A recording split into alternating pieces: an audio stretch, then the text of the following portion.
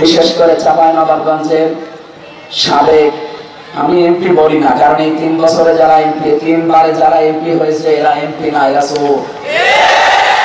সুতরাং সাবেক এই নেতা হারুনুর রশিদ এবং তার স্ত্রী পাপিয়া, আমার মনে হয় শেষে মুস্তফার বাদ দিলে যেটা হয় উনি সেটা কি হয়।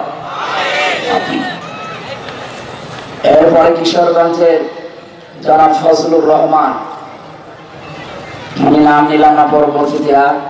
গত 2 দিন আগে আপনারা দেখতে পাচ্ছেন বাগেরহাটের মামলা বিএনপি নেতা জুলফিকার আলী, উনি রাজনৈতিক দলের একটা গঠনমূলক নাকি সমালোচনা করছিলেন। এই জন্য বলতে বলতে বলেছে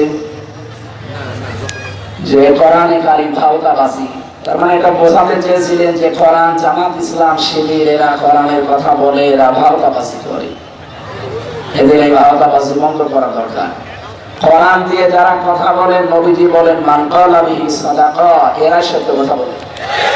সুতরাং আপনি যদি কোরআন কেন্দ্রিক মানুষগুলোকে ভাওতাবাজি বলেন, আল্লাহর কোরআনকে প্রকারান্তে, এটা নবীর গায়ে যাই লাগে। এই জন্য তাকে ক্ষমা চাইতে হবে। অলরেডি তিনি জাতির কাছে ক্ষমা চেয়েছে, আগামীতে এরকম ভুল যেন আর কেউ না করে। জনগণ মুখ ফিরিয়ে নিলে কিন্তু উপায় থাকবে না, এটা তারেক জিয়ার কথা। কি কথা বলেন না কেন? তারেক জিয়া বারবার সতর্ক করছে, আপনি যত বড় দলেরই নাম বলে জনগণ যদি মুখ ফিরিয়ে নেয় তখন কিন্তু বিএনপির অস্তিত্ব থাকবে না।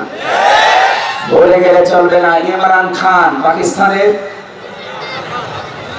এরা তেহরিকে ইনসাফ পার্টি ওনার ছিল, যখন ক্ষমতা এসেছিল তখন কিন্তু উপজেলা পর্যায়েও তার দলের কোনো অফিস ছিল না।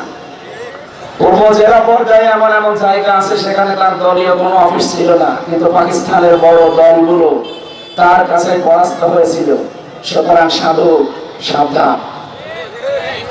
বিতর্কিত বক্তব্য আমরা সামনে আর কারো কাছ থেকে আশা করি না, বিশেষ করে শহীদ জিয়ার হাতে গড়া এই মাসলুম দলটা। এদের ভেতরে কিছু বাম রাম, এরা দলটা এবং এই দেশটাকে আবার ওই ফ্যাসিস্টদের মতো দাদাদের হাতে তুলে দেওয়ার জন্য গোপন ষড়যন্ত্র করছে। আমরা চাই এরা যেন থামে, অথবা যার সর্বোচ্চ দায়িত্বে আছে তারা যেন এদেরকে সেভাবেই হোক থামায়।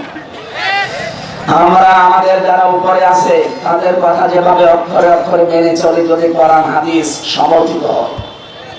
আমি মাওলানা রফিকুল ইসলাম খান সাহেবের ওই দিন থেকে যেদিন বলেছিলেন যে কোরআনের অনুষ্ঠানে যারা আলেম, মুফাসসির, মুহাদ্দিসেরা কথা বলে তারা যেন আসারি ফাসারি না বলে মূল কথাগুলো অল্প সময়ে মানুষকে জানিয়ে দেয়, ওই দিন থেকে আমি